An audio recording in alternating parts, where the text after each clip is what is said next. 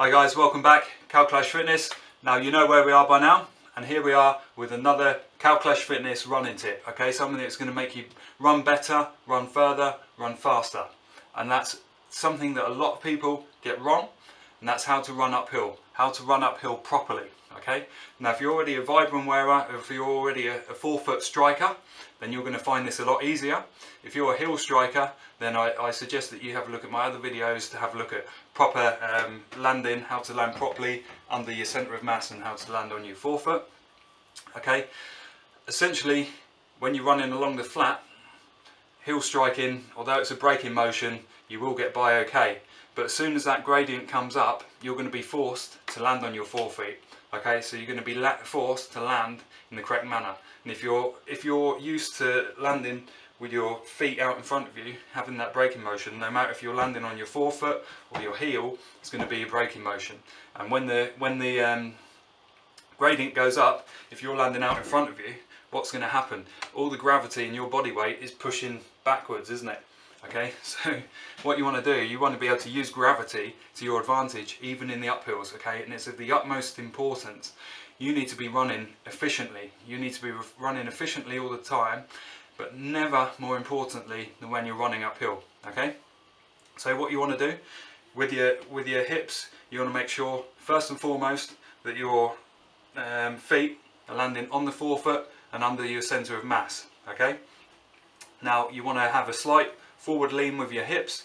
This fly is really starting to piss me off, and sort of leaning forward with your belly button leading the way, okay? Shoulders back, chest out, being able to really inflate from the stomach. Now you want to be relaxed, and you want to have a relaxed motion there with your arms up and down, just keeping yourself moving, okay? Legs and feet landing under the centre of mass, leaning slightly forward. What that's going to do, if I do that right now, the first thing I want to do is fall forwards, okay?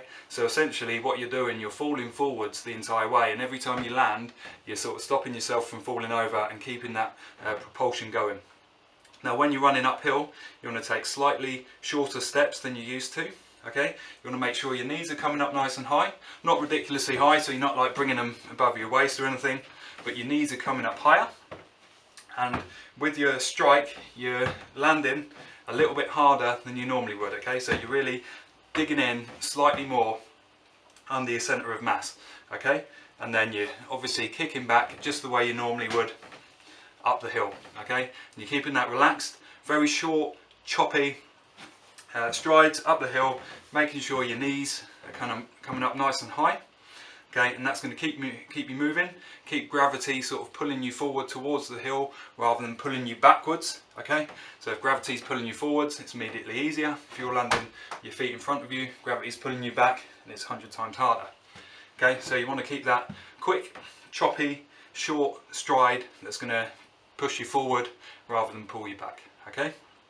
Now running up hills is absolutely brilliant training. Now I'd recommend throwing in some hill repeats. If you've got a nice hill near you, throwing in some hill repeats maybe once per week. What you'll find once you get to the top of that hill, actually your form has been on point. If you're forced to run with good form uphill. So when you get to the top of the hill, even though you're tired from running up the hill, you'll actually find your running gait and your pace and all the rest of it much easier because your body has been forced to run in the correct way. Okay, so you'll get to the top of the hill and all of a sudden, even though you're tired, your breathing might be slightly elevated, you're actually running much easier, much quicker, and everything starts to really come together. And the more you run up hills, the more that will just start to gel naturally in your mind. Okay, so in summary, make sure that you land under your centre of mass, hips slightly forward, leading from the belly button, shoulders back, being able to have a nice inflated belly to get nice oxygen into you, stay relaxed, have a nice relaxed jaw, nice relaxed arms, knees coming up nice and high and pushing back behind you, okay?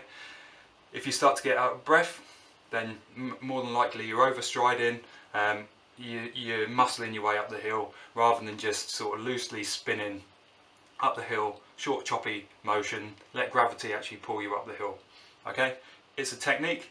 It's an art form. The more you try it, the better you'll get at it. I seriously recommend doing hill repeats, finding somewhere hilly to run. It's going to increase your VO2 max. It's just brilliant for your technique, and you're going to become a much better runner. Okay? Now, who wants a video on how to run downhill? Let me know in the comments below, and I'll be able to do that for you, because again, there's a special kind of technique that's really going to help you out there. Let me know in the comments below if you want a how to run downhill video. Let me know anything else that you want down below. Any comments, please like the video, please subscribe if you haven't already. Thanks for all your support so far, guys. Let's keep it rolling.